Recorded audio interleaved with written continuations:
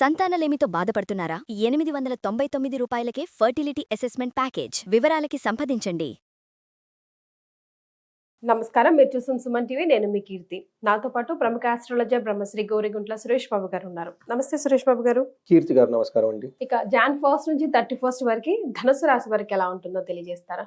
2026 ఈ సంవత్సరానికి ఒక విశిష్టత ఉంది. ప్రతి ఒక్కరికి నాయకత్వ లక్షణాలు ఉంటుంది. ఫైరీ నేచర్ ఎక్కువ ఉంటుంది. సన్ రూలింగ్ ప్లానెట్ అంటున్నారు కదా, సంవత్సరానికి అది ఒక్కొక్క సంవత్సరానికి ఒక్కొక్కటి ఉంటుంది. ఏమవుతుందంటేనండి, మనలో ఉత్సాహం కొంతవరకు ఉంటే బాగుంటుంది. అంటే ఎవరైతే బాగా వీక్గా ఉన్నారో, డల్గా ఉన్నారో, ఆపర్చునిటీస్లో వీళ్ళకి హై లెవెల్ ఎనర్జీ వచ్చేసి చక్కగా ముందుకెళ్ళిపోయి కొత్త జాబు, కొత్త ప్రాజెక్టు, కొత్త ఆపర్చునిటీస్ అనేది చూసుకుంటారు. Very plus point. Already high level energy ఉన్న వాళ్ళు, వాళ్ళకి ఓవర్ కాన్ఫిడెన్స్ అయ్యి ప్రాబ్లమ్స్ క్రియేట్ అవుతుంది. ఈ మంత్ కూడా చాలా విశిష్టత ఉంది. చాలా మందికి ఏమంటారంటే, మకర రాశిలోకి సూర్యుడు ఎంటర్ అయినట్టునే సంక్రాంతి పండుగ సెలబ్రేట్ చేసుకుంటాం.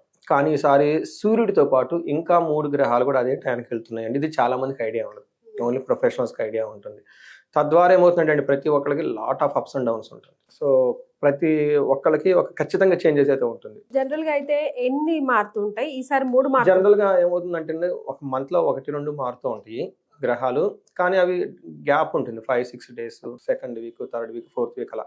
కానీ అదే డేట్ ఆల్మోస్ట్ అదే డేట్ 13 నుంచి స్టార్ట్ అవుతుంది. 13, 14, 15, 16 సంక్రాంతి, 13వ గ్రహం మారుతుంది, 14 ఒకటి, 16, 17 గ్రహాలు మారుతూ ఉన్నాయి. సో అంటే మనం ఆ సంక్రాంతి సెలబ్రేట్ చేసుకునే టైంలోనే గ్రహాలు మారుతూ ఉన్నాయి అన్నమాట. కానీ ప్రతి ఒక్కరికి ఖచ్చితంగా ఒక నూతనమైన ఉత్సాహం ఉంటుంది. చాలా డైనమిక్గా, ఎనర్జెటిక్గా ఉంటుంది. ఖచ్చితంగా అయితే ఉంటుందండి. లాట్ ఆఫ్ చేంజెస్ ఉంటుంది ప్రతి ఇండివిజువల్ లైఫ్లో. సో అందులో భాగంగా 12 రాసులు చూసుకుంటే దాదాపు ఒక 3-4 రాసులు తప్పగా మిగతా రాసులన్నీ చాలా బాగున్నాయండి. సో అవేంటి మనం ఇప్పుడు డీటెయిల్డ్గా చూద్దాం. సో ఇంకొక ముఖ్యమైన విషయం ఏంటంటే, మనకి ఈ 2026లో జనవరి మంత్లో పెద్ద పెద్ద పండుగలు అనేవి ఉన్నాయండి. ఫస్ట్ మనకి అందరికీ తెలిసిందే సంక్రాంతి పండుగ, 3 రోజుల ఉత్సవం అనుకోవాలి. ఇంకొకటి 23వ తారీఖు వసంత పంచమి ఉందండి.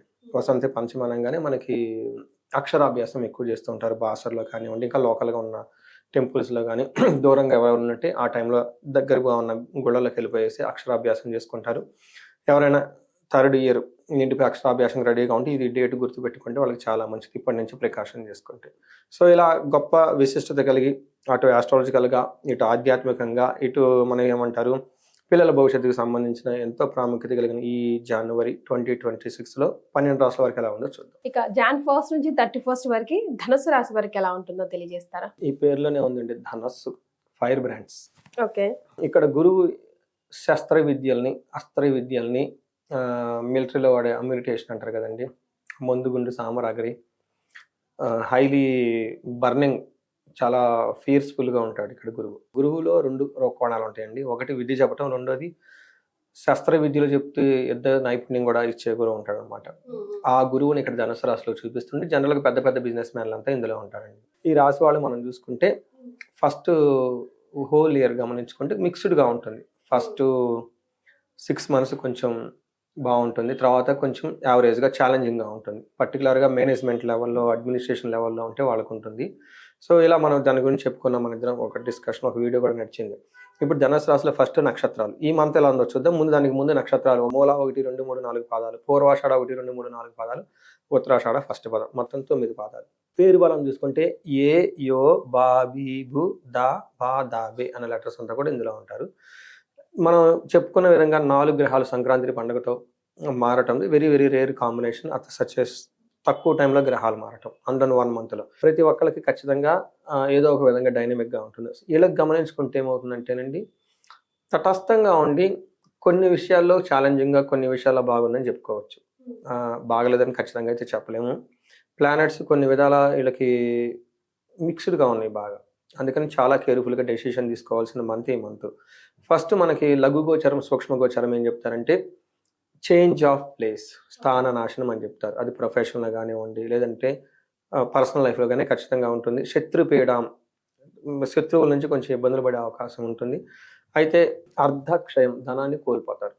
అయితే ఇప్పుడు మనం ఏం చెప్పుకుంటాం, ప్రొఫెషనల్ ప్రాబ్లం ఉండొచ్చు, ఎనిమీస్ ఉండొచ్చు, తర్వాత ధనాన్ని కోల్పోతూ ఉంటారు.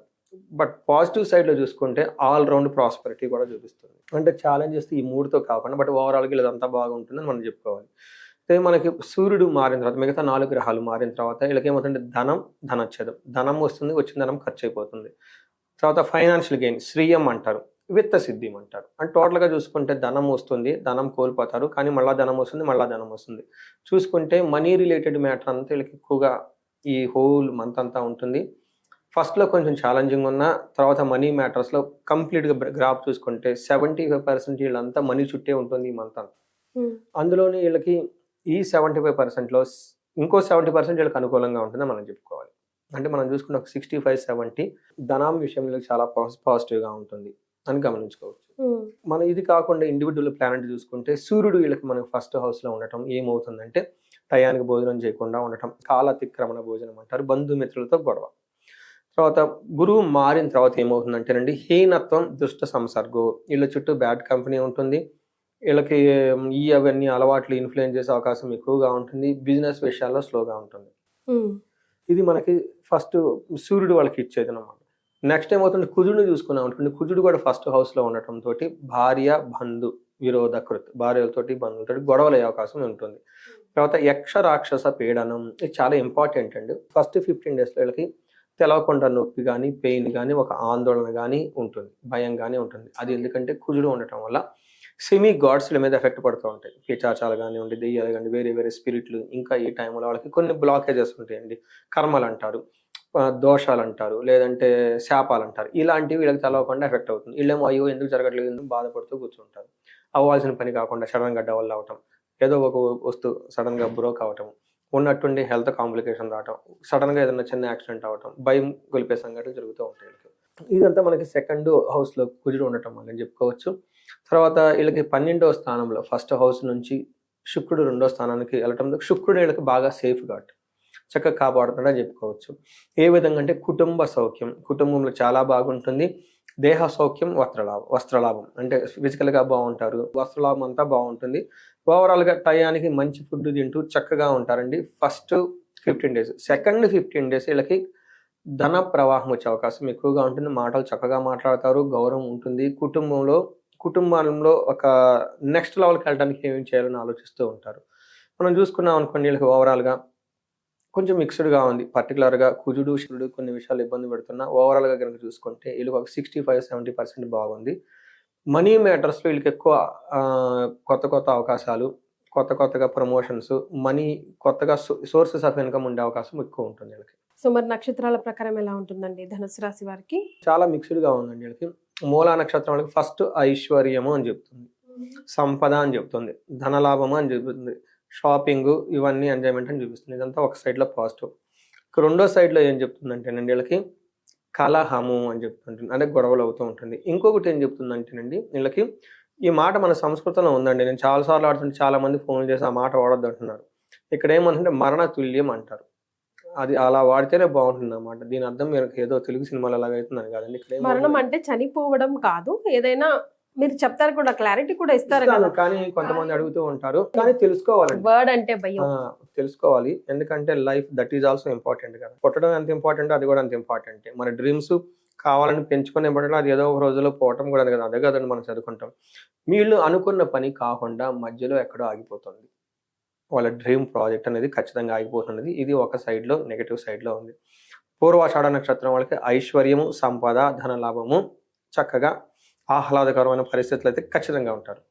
అగైన్ సేమ్ వీళ్ళకి కూడా ఏం చూపిస్తుంది అంటే అండి, ఫస్ట్ ఏదైనా కనుక పని చేస్తే అది మధ్యలో బ్లాకేజెస్, ఆటంకాలు అవన్నీ వచ్చేస్తుంది. దీనితో పాటు అంతకుముందు వాళ్ళు ఏదన్నా చక్కగా అత్యంత అద్భుతంగా ఏదైనా కనుక పని చేస్తుంటే ప్రాజెక్టు అది అంతటితో ఆగిపోయి పులి స్టాప్ అయ్యి ముందుకు పోకుండా పరిస్థితి ఉంటుంది.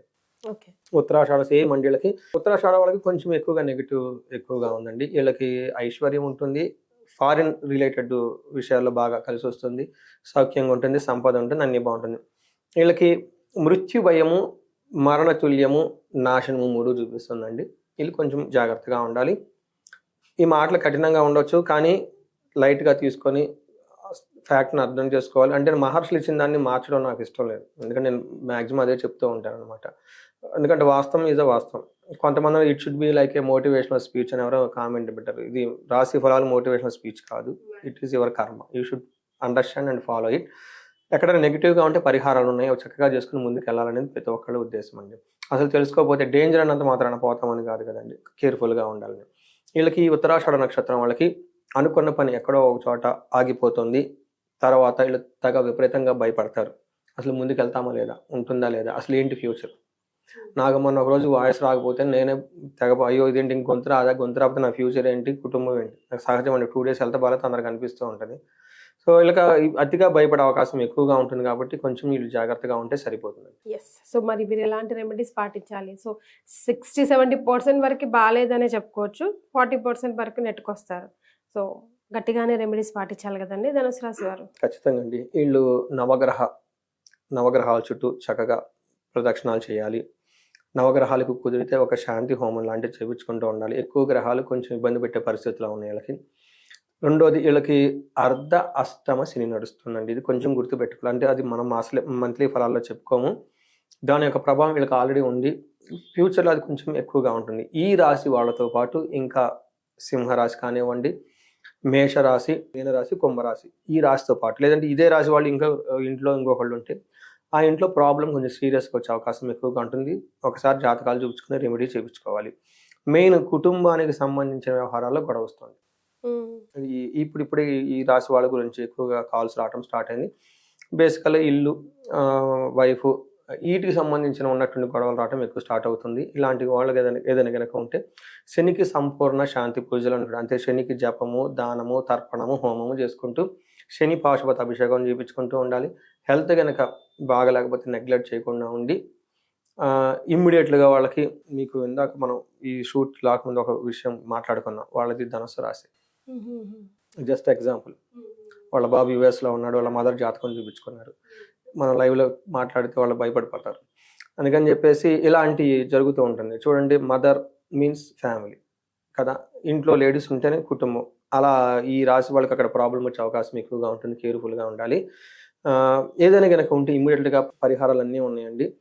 వీటితో పాటు వీళ్ళకి హెల్త్ కనుక బాగలేకపోతే అమృత మృత్యుంజయ పాశుపత అభిషేకం చేయించుకోవటం. భార్యాభర్తల మధ్య సెన్సిటివ్గా ఉండండి. ఎక్కడ కనుక ప్రాబ్లం అనిపిస్తే ఇమ్మీడియట్గా అమృత మృత్యుంజయ పాశుపత అభిషేకంతో పాటు వీళ్ళు భార్యాభర్తలకి అన్యోన్య దాంపత్య పాశుపత అభిషేకం చేయించుకోవటం, రుద్రాభిషేకం చేయించుకోవటము, 1-2 సార్లు హారోస్కోప్ చక్కగా చెక్ చేయించేసుకొని తగిన విధంగా పరిహారాలు చేసుకుంటే బాగుంటుంది. వీళ్ళకి బిజినెస్లో స్లో అయ్యే అవకాశం ఎక్కువ, ధన ప్రవాహం చూపిస్తుంది. బట్ ఓవరాల్గా చూసుకుంటే వేరే ప్లానెట్స్ వల్ల ధన ప్రవాహం వచ్చే అవకాశం తక్కువగా ఉంటుంది. కాబట్టి ఎవరైనా కనుక ఫేస్ చేసి ముందుగా సెన్స్ అవుతుంటే స్వర్ణలక్ష్మి విశేష హోమము, కుబేరు పాశుపత అభిషేకం చేయించుకుంటే ధన ప్రవాహం వస్తుందండి. సో ఈ రాశి వాళ్ళు కొంచెం సెన్సిటివ్గా గమనిస్తూ ఉండండి, రొటీన్గా వెళ్లకుండా. బట్ ఎక్కడైనా కనుక ప్రాబ్లం అనిపించిందంటే మేనేజ్ చేసుకోగలిగితే వెళ్ళండి, గుడ్. లేదు అనుకున్నప్పుడు ఒకసారి జాతకం చూపించుకుంటే చక్కగా తగిన పరిహారాలు అవన్నీ చేసుకుంటే లైఫ్ 10 అంతలు ముందుకెళ్తుంది వీళ్ళకి. వెళ్ళాలి అని కూడా మనస్ఫూర్తిగా కోరుకుందామండి. ధన్యవాదాలు. ధన్యవాదాలండి.